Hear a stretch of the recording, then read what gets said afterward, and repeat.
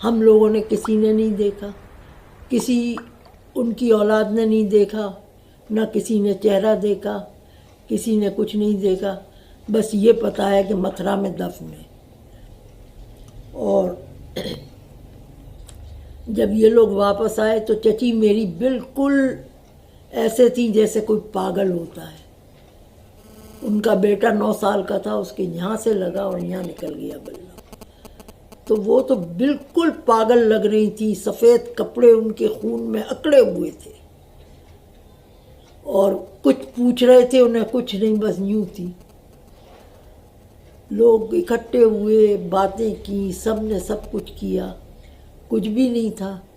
پھر 3 دن کے بعد جو ہمارے گھر نرس آیا کرتی تھی، راجا نے اس کو، راجا نے تو کیا، راجا کے بھائی نے، وہ راجا بڑا اچھا انسان تھا، اس کا بھائی بڑا برا انسان تھا، اور راجا نے اس کے بھائی کو بھیجا اور اس کو نرس کو بھیجا۔ نرس آئی اور اس نے سب کو دیکھا، سب کو بتایا اور کہنے لگی آپ لوگ چلیں اپنا گھر دیکھیں۔ راجا صاحب نے کہا ہے کہ آپ اپنے گھر میں آ جائیں۔ اماں سے کہنے لگی کہ آپ اپنے گھر چلیے، آپ کوٹی ویسی کی ویسی پڑی ہوئی ہے۔ اماں نے کہا جب میرا سر کا وارث ہی نہیں رہا تو میں وہاں کس کے لیے جاؤں گی، میں تو نہیں جاتی وہاں۔ والدہ نہیں گئی، ہم لوگ کوئی نہیں گیا، کچھ نہیں پتا کہ کیا ہوا پیچھے کیا نہیں ہوا۔ بہرحال یہ کہ 2 مہینے کے بعد ہمیں پتہ چلا، ٹرینیں آتی تھیں، اسپیشل ٹرینیں، آرمی والے جاتے تھے تو وہ ہر اسٹیشن پہ روکتے تھے اور بھر کے لے آتے تھے لاہور، یہاں اتار دیتے تھے۔